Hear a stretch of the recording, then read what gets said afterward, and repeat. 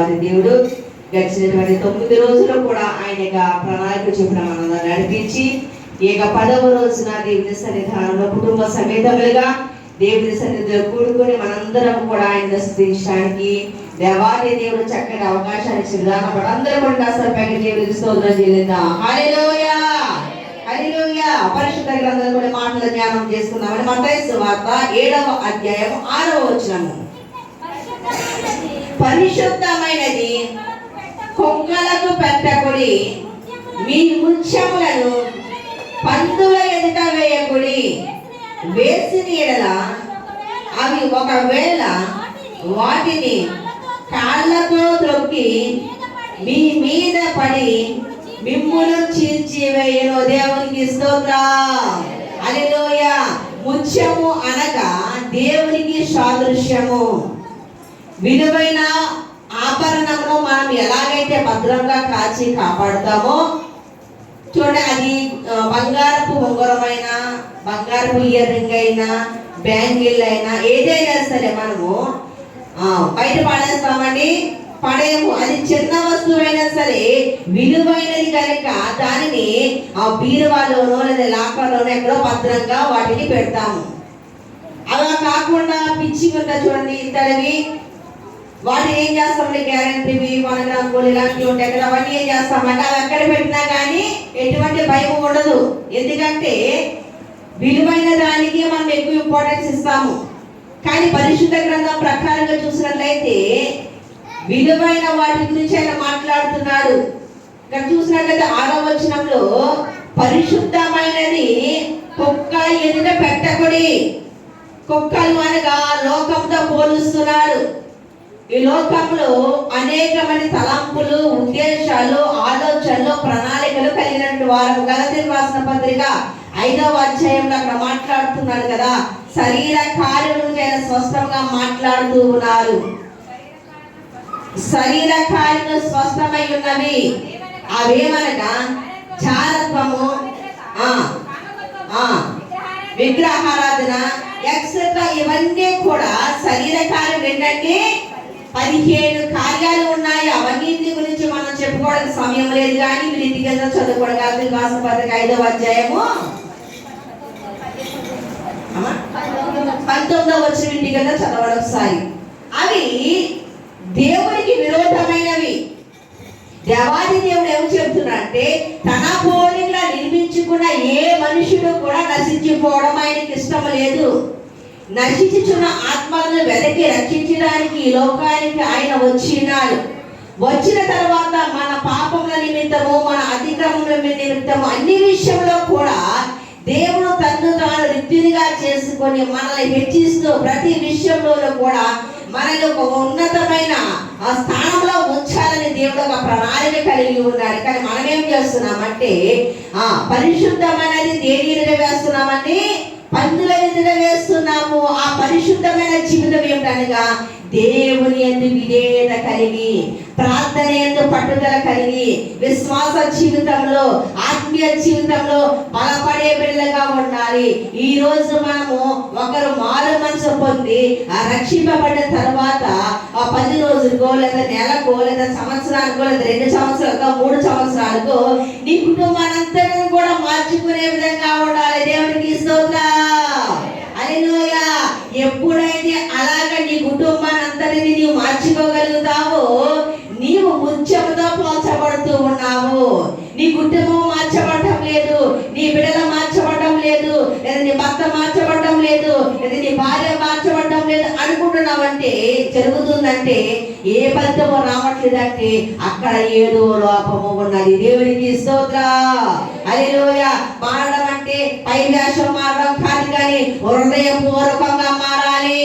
విరిగి నలిగిన హృదయంతో దేవుని సన్నిధానంలో నువ్వు విజ్ఞాపన చేసినప్పుడు నీ భక్తి నీ యొక్క గౌరవాన్ని ఇస్తుంది. నీ విశ్వాస జీవితమే నేను యథార్థమైన మార్గంలో నడిపిస్తుంది. ఆయన అంటున్నాడు కదా, మారాలి మారాలి నీ మనసే మారాలి. ఆ మారిన మనసు దేవునికి ఫలితం ఉంటుంది.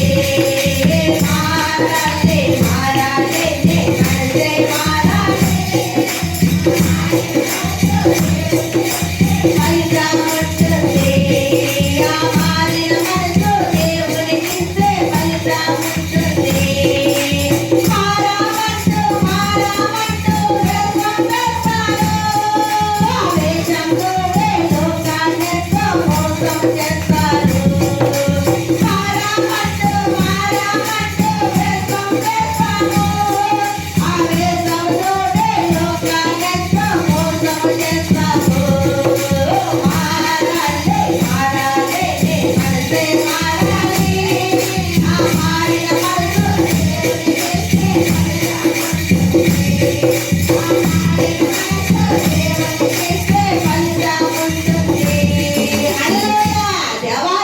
చెబుతున్నాడు చూడండి. ఒక ఒక వ్యక్తి గొర్రెలు మేపుతూ ఉన్నాడట. గొర్రెలు మేపుతూ ఉన్న సమయంలో ఆ యజమానుడు ఆ గొర్రెలకు సమృద్ధమైన మేత పెడుతూ ఉన్నాడు. అక్కడే ఒక తోడేలు ఉందంటండి. ఆ తోడేలు ఏం చేసిందంటే, ఈ యజమానుడు ఈ గొర్రెలకు సమృద్ధమైన ఆహారం ఇస్తున్నాడు, నేను వేటాడడానికి నాకు ఇప్పుడు శక్తి లేదు, నేను కూడా గొర్రె వచ్చే కప్పుకొని ఆ యొక్క మందలో కలిసిపోదాము అని ఆ తన ఒంటికి ఉన్నటువంటి కళను బూడిద రూపంలో ఏదో రూపంలో ఒంటికున్న రూపాన్ని మార్చుకొని వెళ్ళిపోయింది. ఎక్కడికి? మందలో కలిసిపోయింది. మందలో కలిసిపోయిన తర్వాత ఆ యొక్క మందలో ఉన్నటువంటి గొర్రెలతో పాటు ఈ తోడేలు కూడా ఆహారం తింటుంది. అయితే యజమానుడికి ఒక ఆలోచన వచ్చిందంట. ఏ ఆలోచన తెలుసండి? ఈ రోజు ఏమైనా సరే ఒక క్రొవ్విన గొర్రెను కోసేయాలి అని ఆలోచన వచ్చిన. దేవుడికి తెలుసు పరిశుద్ధమైనది పందుల ఎదుట వేయకూడదు. అక్కడ పరిశుద్ధమైన స్థలంలో దేవుడి యొక్క ఆ గొర్రెలన్నీ కూడా ఆ దేవుడికి స్తుతియాగం చేయొచ్చు. దేవుడు గొర్రెలను సాదృశ్యంగా తీసుకున్నాడు. గొర్రెలకు చూడండి, మేక అయిన దారి అంతా వెళ్తున్నప్పుడు అటు ఇటు వెతుక్కుంటూ ప్రతి ఆకును తుంచుకుంటూ వెళ్తాయి. గొర్రె మాత్రము తల దించుకునే వెళ్తారు. దేవుడికి స్తోత్రం. గొర్రె యేసు ప్రభు సాదృశ్యంగా ఉన్నది. అయితే ఈ తోడేలు ఏం చేస్తుందంటే, నేను వేషం మార్చేసుకున్నాను కదా, నన్ను ఎవరు గుర్తుపట్టడం లేదు, ఈ యొక్క మందులోనే కలిసిపోయాను కదా అనుకుంటున్నాడు. అనుకున్న సమయంలో యజమానుడు వచ్చి ఆ యొక్క బలిసినటువంటి ఆ తోడేలు రూపంలో ఉన్న గొర్రెను తీసుకుని వెళ్ళి వధించాడంట. దేవునికి స్తోత్రం. ఎందుకంటే అపవాది ఎన్నో విధాలుగా మనల్ని భక్తి జీవితంలో నుంచి త్రొట్టిల్లిపోయే విధంగా చేస్తాది. అది ధనాశను బట్టి, నేత్రాశను బట్టి, శరీరాశను బట్టి, జీవపడమ్మను బట్టి మనకు కలిగి ఉన్న ఆత్మీయ జీవితాన్ని కోల్పోయే విధంగా చేస్తాది. కనుక మనము పరిశుద్ధమైనది పందుల ఎదుట వేసే బిడ్డలుగా ఉండకూడదు. పందులు అనగా లోకముతో పోలుస్తున్నారు. లోకము ఎలా ఉంటదంటే, ఉంటే వెచ్చగానైనా ఉండు లేదా చల్లగానైనా ఉండు, నువ్వు వెచ్చని జీవితంలో ఉండవద్దని పరిశుద్ధ గ్రంథం సెలవిస్తుంది. వెచ్చగా అంటే దేవుని యొక్క పరిశుద్ధ ఆత్మతో నింపబడుట. చల్లగానే లోకముతో చూడండి అన్నిటిలో కూడా సమభాగస్తులం అయిపోతాం. అటు ప్రార్థన అంటే ప్రార్థన, ఇది అంటే ఇది, ఏది పోకూడదు. ఎందుకంటే వాళ్ళు రాకపోతే వీళ్ళ బాధపడతారు, వీళ్ళు రాకపోతే వాళ్ళ బాధపడతారు. మధ్యన వాళ్ళకే వీళ్ళకి మధ్యన ఏముందని బాధపడటం అనే మాట ఉంది కనుక అక్కడ తప్పించుకోలేము, ఇక్కడ తప్పించుకోలేము. ఈ లోపల కాస్త మనకున్న భక్తి జీవితం వెచ్చనైపోతుంది. దేవునికి స్తోత్రం. అందుకే దేవాది దేవుడు సెలవిస్తున్నాడు, పరిశుద్ధమైనది పందుల ఎదుట వేయకూడదు. ఒకవేళ నిజంగా ఆ పరిశుద్ధమైనటువంటి జీవితంలో ఉన్నటువంటి మనము ఆ పందుల ఎదుటికి వెళ్ళినప్పుడు చూడండి, ఎన్నో కార్యక్రమాలు జరుగుతాయి, ఆ పుట్టినరోజులు జరుగుతాయి, పెంచిన పక్షులు జరుగుతాయి, లేకపోతే వివాహాలు జరుగుతాయి. చూడండి, అందరూ కూడా అమ్మ పలానా తిరిగి వెళ్తున్నారు, చక్కగా మా బిడ్డని తైలం రాసి అక్కడ పువ్వులతో కానీ లేకపోతే బాల్స్ తో కానీ ఏమంటే వారిని దీవించి రండి అమ్మ అంటే ఏం చేస్తామండి? చదరంగా దేవునికి స్తోత్రం. హల్లెలూయా. అంటే అక్కడ ఏమవుతుందండి? మన పరిశుద్ధమైన జీవితము ఎక్కడ వేయబడుతుంది? పందుల ఎదుట వేయబడుతుంది. నీకున్న ఆత్మీయ స్థితిని కోల్పోతున్నావు, నీకున్న భక్తి జీవితాన్ని కోల్పోతున్నావు, నీకున్న ప్రార్థన జీవితాన్ని కోల్పోతున్నావు. కనుక ఒకవేళ అవి నీ మీద పడిన ఎడలా చదవనమాట కాళ్ళతో ద్రొక్కి మీ మీద పడి మిమ్మును చీల్చివేయను. దేవునికి స్తోత్రం. గాయం తగిలినప్పుడు ఎవరికైనా కోపం వచ్చింది. ఇప్పుడు మీరు దారంట వెళ్తున్నారు, మిమ్మల్ని ఏమనుకోవడానికి కొట్టారనుకోండి, అయ్యో పర్లేదు నుంచే మేము కొట్టింది అనుకుంటామా? కొంతమంది ఒక అనుకున్నాయి మనసులో తిరిగిన వాళ్ళు ఉంటారు, లేకపోతే మొహం మీద వేసే వాళ్ళు కొంతమంది ఉంటారు, లేకపోతే ఈ బుద్ధి ఇంతే తిరిగిన వాళ్ళు కొంతమంది ఉంటారు.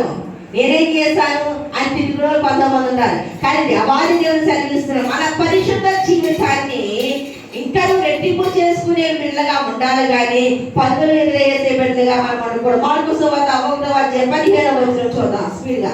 మార్కు సువార్త 1:15 కాలము సంపూర్ణమై ఉన్నది, దేవుని రాజ్యము సమీపించినది, మారు మనసు పొంది సువార్తను నమ్ముడని దేవాది దేవుడు సెలవిస్తున్నాడు. ఇంకో రీతిగా చూసినట్లయితే మార్కు సువార్త మత్తయి సువార్త 13:45-46 మత్తయి సువార్త 13:45-46.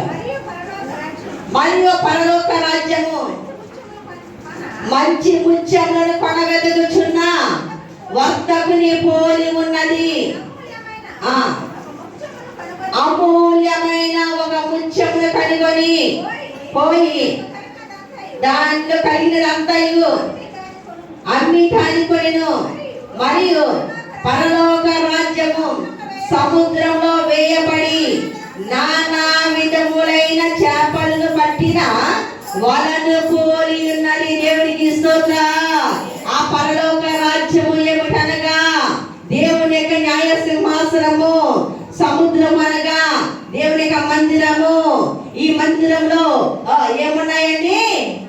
నానా విధములైన చేపలు ఉన్నాము. నాకున్న ఆలోచన మీకున్నదు, మీకున్న తలంపు నాకున్నదు. అందరి హృదయాలు పరిపరి విధాలుగా ఆలోచిస్తాయి. ఈ రోజు టైం దాటిపోయిన కొంతమంది ఆలోచిస్తాము, లేదా ఈ రోజు ఎక్కువ వాక్యం చెప్తున్నాము, ఎక్కువ పాటలు పాడాము అని ఆలోచించే వాళ్ళు కొంతమంది ఉంటాము. ఇంకా వాక్యం నాకు కావాలి అని ఆలోచించే వాళ్ళు ఉంటాము. ఇంకా నాకు పాటలు కావాలి, ఇంకా నేను ఎక్కువ పాటలు పాడాలి, ఎక్కువసేపు నేను వాయించాలని ఆశ పరిపరి విధాలుగా ఉంటాయి. ఈ యొక్క సముద్రంలో, మందిరం అనే సముద్రంలో నానా విధమైన చేపల వలె మనం ఉన్నాము. ఈ చేపల స్వభావం ఏమిటంటే పట్టుకునే దొరికేవి కాదు, జారిపోతాయి. జారిపోయే హృదయాలు మనవి, జారిపోయే మనస్తత్వాలు మనవి. కనుక అటువంటి జీవితం విడిచిపెట్టి మంచి ముత్యములను కొల వెతకొచ్చున్న వర్తకుని పోలి ఉన్నదన్న రీతిగా మనం ఉండాలని ప్రభు తెలిసింది. లాస్ట్ మాట మార్కు సువార్త 13:20. మార్కు సువార్త 13:20.